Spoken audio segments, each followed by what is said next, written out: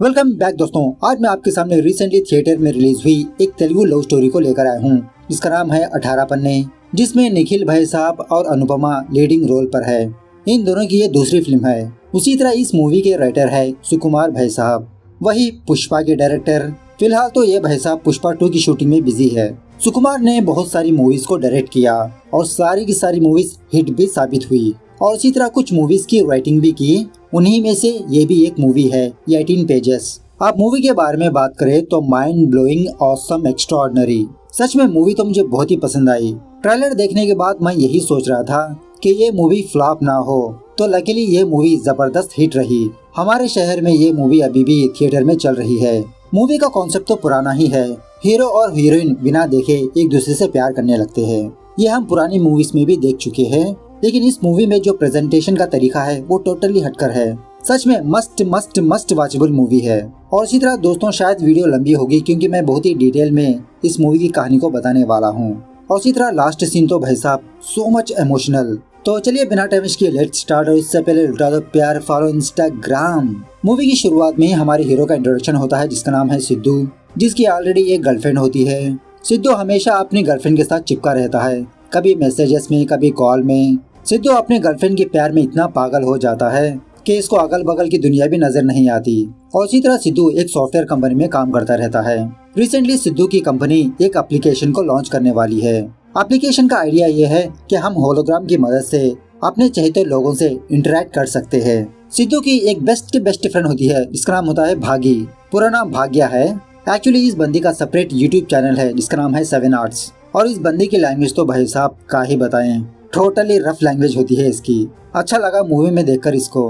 खैर एक दिन सिद्धू अपनी गर्लफ्रेंड को सरप्राइज देने के लिए उसके अपार्टमेंट जाता है, और उस दिन इसकी गर्लफ्रेंड का बर्थडे होता है। लेकिन वो बंदी तो किसी और बंदे के साथ समझ जाओ आप, जिसकी वजह से बेचारे सिद्धू का दिल चुकना चूर हो जाता है। यहाँ पर एक ब्रेकअप सॉन्ग चलता है, इट्स ऑसम। खैर सिद्धू की गर्लफ्रेंड इसको धोखा देने की वजह से बेचारा डिप्रेशन में जाने लगता है, बहुत दारू वगैरह पीने लगता है, ढंग से ऑफिस को भी नहीं जाता। भागी सिद्धू की हालत को देखकर बहुत ही मुश्किल से इसको ऑफिस ले जाती है। उसी वक्त सिद्धू को बहुत गुस्सा आकर अपनी एक्स गर्लफ्रेंड के बॉयफ्रेंड के पास जाकर उसे बहुत मारने पीटने लगता है। तभी अनलकीली वहाँ पर पुलिस आने की वजह से सिद्धू को पुलिस स्टेशन ले जाती है। थोड़ी देर बाद सिद्धू को बेल दिलवाने के लिए भागी और सिद्धू का फादर पुलिस स्टेशन आते हैं। यहाँ पर हमको ये बात पता चलती है कि एक्चुअली सिद्धू अपने फादर से बात नहीं कर रहा होता, और इसकी वजह है इसके दादाजी। मतलब एक दिन अचानक से सिद्धू के दादा अपना घर छोड़कर भाग गए, और सिद्धू इसकी वजह अपने फादर को मानते रहता है। सिद्धू का फादर भी सिद्धू को समझाने लगता है कि सिद्धू मेरे पापा खुद अपने घर से चले गए, मैंने थोड़ी उनको बाहर ढकेल दिया, और वैसे भी मैं भी अपने पापा को ढूंढ रहा हूँ ना, पुलिस में कंप्लेंट दे रखी है। सिद्धू अपने पापा पर गुस्सा होकर ही ये दूसरे फ्लैट में रहने लगता है। खैर सिद्धू अपने फ्लैट आने के बाद अपनी एक्स गर्लफ्रेंड के फोटोज वगैरह को जलाने लगता है। इसी दरमियान में सिद्धू के हाथ एक पेपर मिलता है, उस पेपर को जलाकर सिगरेट जलाने लगता है। इसी दरमियान में सिद्धू की नजर उन पन्नों पर पड़ती है। ये देखकर सिद्धू को समझ में आता है कि ये किताब तो मेरी नहीं है, ना ही इसकी एक्स गर्लफ्रेंड की है। बाद में सिद्धू को याद आने लगता है कि जब सिद्धू शराब पीकर सड़क के पास पड़ा हुआ था, उसी सड़क के किनारे सिद्धू को ये डायरी मिली, और इत्तेफाक से सिद्धू ये डायरी अपने घर ला बैठा। तो यहाँ से सिद्धू इस डायरी को पढ़ना शुरू करता है। इस डायरी को लिखने वाली का नाम होता है नंदिनी, जो किसी गांव से रिलेट करती है। एक्चुअली नंदिनी फोन ही इस्तेमाल नहीं करती। हालांकि नंदिनी इस जमाने की लड़की है, लेकिन इसकी सोच बहुत पुरानी है। नंदिनी को इंसानों से इंटरेक्ट होना बहुत पसंद होता है, मतलब उनको पर्सनली बात करना, न ही कि फोन के जरिए से। और इसी तरह फिलहाल नंदिनी हैदराबाद आती है। रेलवे स्टेशन पर नंदिनी को पिकअप करने के लिए इसकी फ्रेंड संजू आती है, संजना।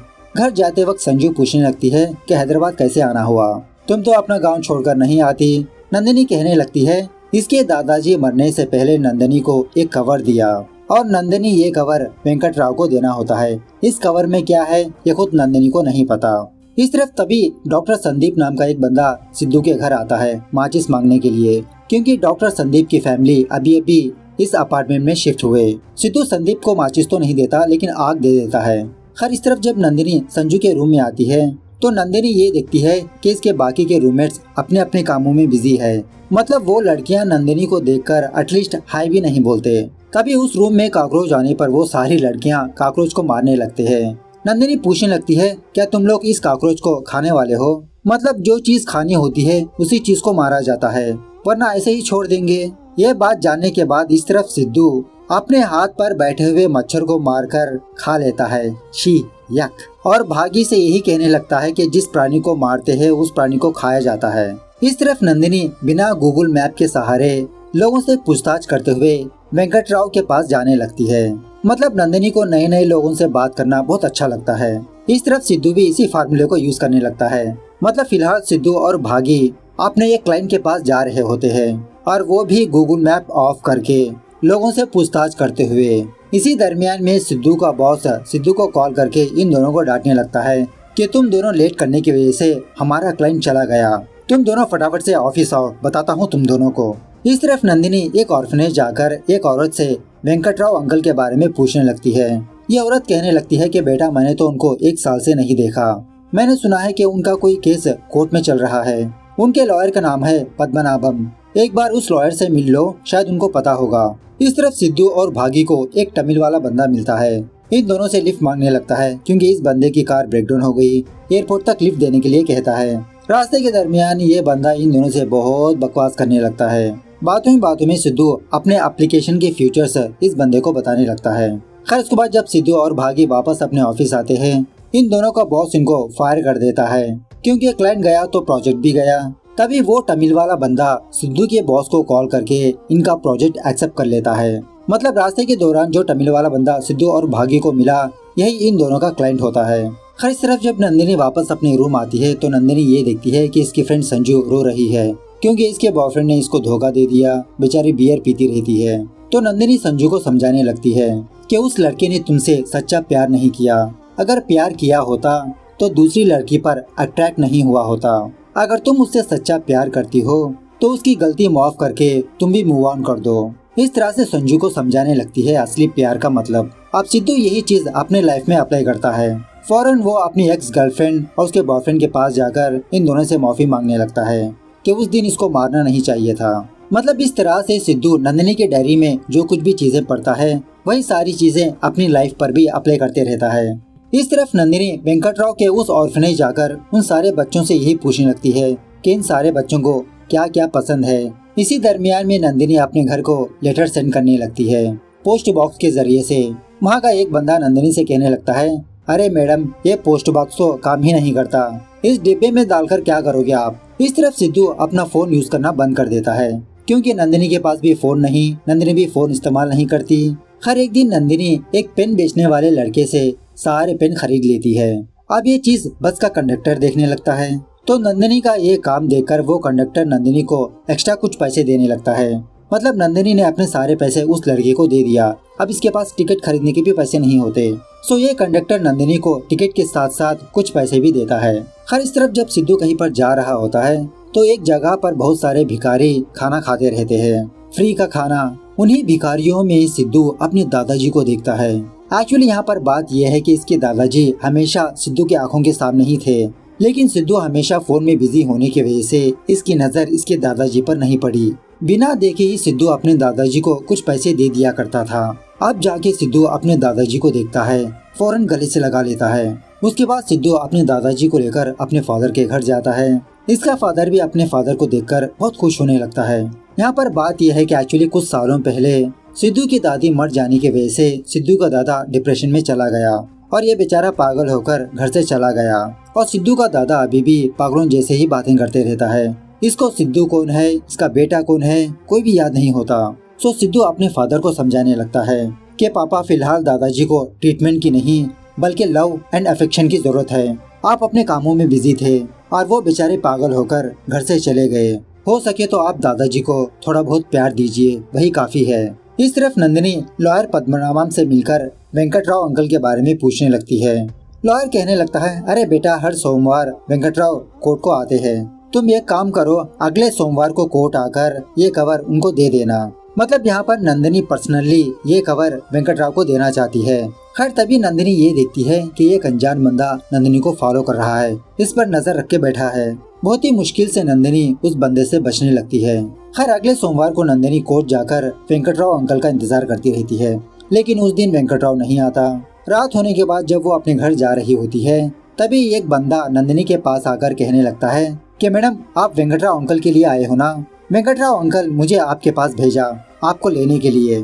जब नंदिनी उस गाड़ी में बैठती है तभी 2-3 लोग उस गाड़ी में आकर इसके पास से कवर छीनने की कोशिश करने लगते हैं, इसको मारने की धमकी देने लगते हैं। तभी एक सिग्नल पर वो पेन बेचने वाला बंदा इनकी गाड़ी के पास आकर नंदिनी को रोता हुआ देखता है। तो इस लड़के को पता चल जाता है कि दाल में कुछ काला है, इस दीदी ने मुझसे बात नहीं की।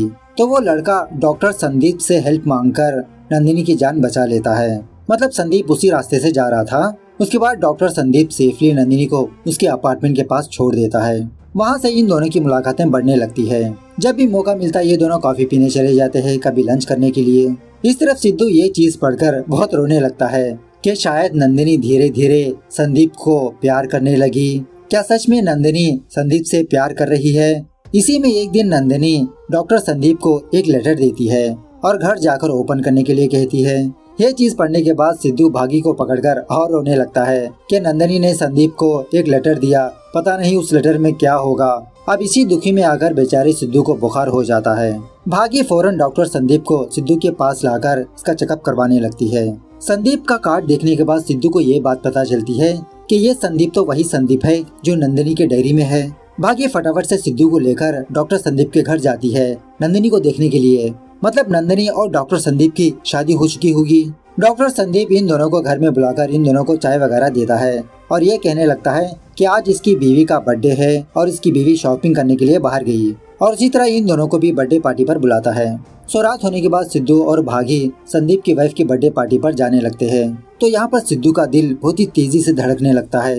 बाद में पता चलता है कि डॉक्टर संदीप की वाइफ नंदिनी नहीं कोई और है। अब यहाँ पर आपके मन में ये सवाल पैदा होगा ना कि सिद्धू तो नंदिनी की फोटो नहीं देखी, तो सिद्धू को कैसे पता चला कि संदीप की वाइफ नंदिनी नहीं है? बात यह है कि नंदिनी कभी भी फोन इस्तेमाल नहीं करती, लेकिन यहाँ पर संदीप की बीवी हर एक सेकंड सेल्फी लेने लगती है, इंस्टाग्राम में पोस्ट करने लगती है। ये जानकर सिद्धू बहुत खुश होने लगता है। इस तरफ नंदिनी एक्चुअली संदीप को प्रपोज करने के लिए ही लव लेटर लिखा था, लेकिन बाद में नंदिनी को ये बात पता चलती है कि संदीप के ऊपर जो फीलिंग है उसे प्यार नहीं कह सकते, क्योंकि जब नंदिनी अपने फ्रेंड से मिलने पर जिस तरह से खुशी मिलती है नंदिनी को, वही सेम खुशी संदीप से मिलने पर भी आती है। तो ये प्यार कैसे हो सकता है? प्यार तो एक अलग ही फीलिंग है ना। इस तरह से नंदिनी संदीप को दोस्त की तरह ही मानने लगती है। उसके बाद जब नंदिनी अपने घर आती है, संजू नंदिनी से कहने लगती है कि आज वेंकटराव अंकल हमारे घर आए थे, संडे के दिन पार्क में मिलने के लिए कहा था। तो संडे के दिन नंदिनी उसी तरह से पार्क में वेंकटराव अंकल का इंतजार करती रहती है। उसी पार्क में एक लड़का मुद्दा मसाला बनाते रहता है, मतलब वो एक खाने की चीज होती है। तो नंदिनी इस लड़के को कुछ इंस्ट्रक्शंस देने लगती है कि इस तरह से मुद्दा मसाला बनाया जाता है, मतलब कितनी मिर्ची कितना नींबू डाला जाता है। उसी के साथ साथ नंदिनी अपने बैग से एक सीक्रेट पाउडर निकालकर उस मुद्दा मसाले में मिक्स करके खाने लगती है और उस लड़के को भी खिलाने लगती है। वो लड़का पूछने लगता है कि दीदी ये सीक्रेट क्या है? नंदिनी कहने लगती है इट्स नंदिनी सीक्रेट, मैं किसी को नहीं बताऊंगी। तभी वेंकटराव अंकल नंदिनी के पास आता है। वेंकटराव को देखकर नंदिनी बहुत खुश होने लगती है, कहने लगती है फाइनली अंकल आप मिल ही गए, अब यहाँ पर मेरा काम खत्म होगा। इस तरफ सिद्धू डायरी का नेक्स्ट पेज पलटाने पर सारे के सारे पेजेस खाली होते हैं। सोचने लगता है कि ये सारे पन्ने खाली क्यों है, क्या इसके बाद नंदिनी ने डायरी नहीं लिखा? सो नंदिनी से मुलाकात करने के लिए सिद्धू नंदिनी के गाँव जाने लगता है। नंदिनी के घर के पास जाते समय सिद्धू को बहुत खुशी मिलने लगती है कि अब कुछ ही सेकंड में मैं नंदिनी को देखने वाला हूँ। क्या बताऊंगा मैं नंदिनी को, कैसे स्टार्ट करूंगा? घर में से तभी नंदिनी की नानी सिद्धू को ये बताने लगती है कि 2 साल पहले नंदिनी का एक्सीडेंट हो गया, उस एक्सीडेंट में नंदिनी की मौत हो गई। प्रूफ के तौर पर एक न्यूज़पेपर भी दिखाने लगती है। ये जानकर बेचारा सिद्धू टूट के बिखर जाता है। खैर उसके बाद जब सिद्धू वापस हैदराबाद आकर किसी टेम्पल में जाता है, उस टेम्पल में सिद्धू अपने दादाजी को देखता है जो कुछ लोगों को अन्नदान करते रहते हैं। मतलब अब तक सिद्धू का दादा ठीक हो चुका होता है। जब सिद्धू की दादी जिंदी थी तब इन दोनों ने सोचा था कि ये लोग मंदिर में कुछ लोगों को खाना खिलाएंगे। सिद्धू की दादी मरने के बाद अब सिद्धू का दादा ये काम कर रहा है। ये सुनने के बाद सिद्धू को भी एक आइडिया आता है। सोच लेता है कि जो जो काम नंदिनी ने पेंडिंग रखे गई वो सारे काम सिद्धू अब पूरा करेगा। पहले तो सिद्धू उस ऑर्फनेज जाकर उन सारे बच्चों को पिज्जा देने लगता है, क्योंकि वो बच्चे चाहते थे कि जिंदगी में एक बार तो पिज्जा खाए। और इसी तरह बहुत सारे खिलौने देता है। उन्हीं में से कुछ बच्चों का गाल जल चुका होता है। तो सिद्धू ऐसे बच्चों का ऑपरेशन करवा के इन बच्चों को और खूबसूरत बना देता है। उसी तरह कुछ बच्चों को स्कूल में दाखिला दिलवाता है। अब एक दिन एक बंदे ने नंदिनी को फॉलो किया था ना, सिद्धू उस बंदे को मारने पीटने लगता है। एक दिन अनजाने में नंदिनी की वजह से एक बंदे की वॉच फूट गई। नंदिनी चाहती थी कि उस बंदे के लिए एक वॉच खरीदे, तो सिद्धू एक वॉच खरीदकर अपने पास रख लेता है। नंदिनी ने उस बस कंडक्टर से कुछ पैसे लिया था ना, सिद्धू उस बस कंडक्टर को उसके पैसे सेंड कर देता है और नंदिनी ही की तरह हमेशा उसी पार्क में आकर उसी प्लेस पर बैठकर मुद्दा मसाला खाते रहता है और ये सीक्रेट सिर्फ सिद्धू और नंदिनी को ही पता होती है। उसके बाद एक दिन वो बस कंडक्टर नंदिनी को लेटर लिखता है उसको थैंक यू बोलते हुए। अब ऑफ कोर्स वो लेटर तो सिद्धू के घर आता है। इस लेटर में ये भी लिखा होता है कि बेटा मैंने उस दिन तुमको आईसीयू में देखकर बहुत दुखी हुआ। ये लाइन पढ़ने के बाद सिद्धू को शक होने लगता है कि नानी तो ये कहा था कि हॉस्पिटल जाते समय नंदिनी की मौत हो गई, लेकिन इस कंडक्टर ने ये लिखा कि इस कंडक्टर ने नंदिनी को आईसीयू में देखा। ये बात कंफर्म करने के लिए सिद्धू और भागी फौरन उस कंडक्टर के पास जाते हैं और अच्छे से याद करके बताने के लिए कहता है, क्या उस दिन आपने नंदिनी को देखा या किसी और को? तो ये कंडक्टर पक्का यकीन के साथ कहने लगता है, नहीं बेटा मैंने उस दिन उसी लड़की को देखा। उस लड़की को मैं कैसे भूल सकता हूँ, बहुत ही अच्छी लड़की है। खैर उसी रात सिद्धू संदीप से मुलाकात करके नंदिनी के बारे में पूछने लगता है, लेकिन शॉकिंगली संदीप को सिद्धू से नंदिनी के एक्सीडेंट के बारे में पता चलता है। 2 साल पहले ये नंदिनी को जानता था, उसके बाद कहाँ चली गई इसको पता नहीं। सो सिद्धू हर जगह पर जाकर नंदिनी के बारे में पूछने लगता है, लेकिन कोई भी नंदिनी के बारे में नहीं जानता। इसी दरमियान में एक दिन सिद्धू नंदिनी के फ्लैट में आता है उसका कमरा देखने के लिए। तभी अचानक से वहाँ पर एक बंदा आता है। सिद्धू से कहने लगता है कि तुम उस लड़की के बारे में बहुत तलाश कर रहे हो, बहुत इंक्वायरी कर रहे हो, चुपचाप इस इंक्वायरी को यहीं पर स्टॉप कर दो। और इस बंदे से सिद्धू को ये बात पता चलती है कि इसी बंदे ने असली वेंकट राव को मार दिया और उस दिन दूसरे बंदे को नंदिनी के पास भेजा जिस दिन नंदिनी पार्क में बैठी थी। उस दिन नंदिनी इस बूढ़े आदमी से इसके लॉयर का नाम पूछने लगती है। अब इस बूढ़े आदमी को तो भी नहीं पता होता। फौरन नंदिनी डर के मारे वापस अपने फ्लैट आती है तो वो बंदा नंदिनी के फ्लैट पर आकर नंदिनी को बहुत मारने पीटने लगता है, कवर के बारे में पूछने लगता है। इस तरफ सिद्धू इस गुंडे को उसी तरह से मारने लगता है जिस तरह से इस गुंडे ने नंदिनी को मारा पीटा। ये गुंडा कहने लगता है कि जब मैं उस लड़की को मार रहा था वो लड़की अपने फ्रेंड की गाड़ी में बैठकर भाग गई, तभी मैंने उन दोनों का एक्सीडेंट कर दिया। लेकिन जिस कवर को मैं ढूंढ रहा था वो कवर उस लड़की के पास नहीं था और एक्चुअली जिस जगह पर नंदिनी का एक्सीडेंट हुआ उसी जगह पर सिद्धू को नंदिनी की डायरी मिली। ये बताकर वो गुंडा वहाँ से भाग जाता है। उसके बाद सिद्धू सोचने लगता है कि आखिरकार उस कवर में क्या है, नंदिनी ने वो कवर कहाँ पर छुपाया होगा। बाद में सिद्धू को याद आता है कि नंदिनी ने उस कवर को पोस्ट बॉक्स में छुपाया, तो उस पोस्ट बॉक्स में सिद्धू को वो कवर मिल ही जाता है। एक्चुअली उस कवर में एक लेआउट होता है, एक बिल्डिंग का प्लान। सिद्धू इसी प्लान को लेकर एक कंस्ट्रक्शन कंपनी में जाता है। इस बंदे का नाम होता है राकेश और राकेश से पूछने लगता है कि इस पेपर की वजह से कुछ लोगों ने एक लड़की को मारने की कोशिश की, आखिरकार क्या है इस प्लान में। राकेश कहने लगता है it's a waste of paper. Sidhu कहने लगता है इसी वेस्ट पेपर के लिए एक लड़की की जान जा सकती थी, वो क्या है मैं पता करूंगा। इस तरह से जब सिद्धू वहाँ से जा रहा होता है, राकेश अपनी आदमियों से सिद्धू को मारने के लिए कहता है, वो पेपर छीनने के लिए कहता है। यहाँ पर एक जबरदस्त फाइट होती है। बाद में राकेश का एक बंदा सिद्धू को जो हुआ वो सारी बात बताने लगता है कि एक्चुअली राकेश की नजर जिस जमीन पर पड़ती है वो उस जमीन को कब्जा कर लेता है।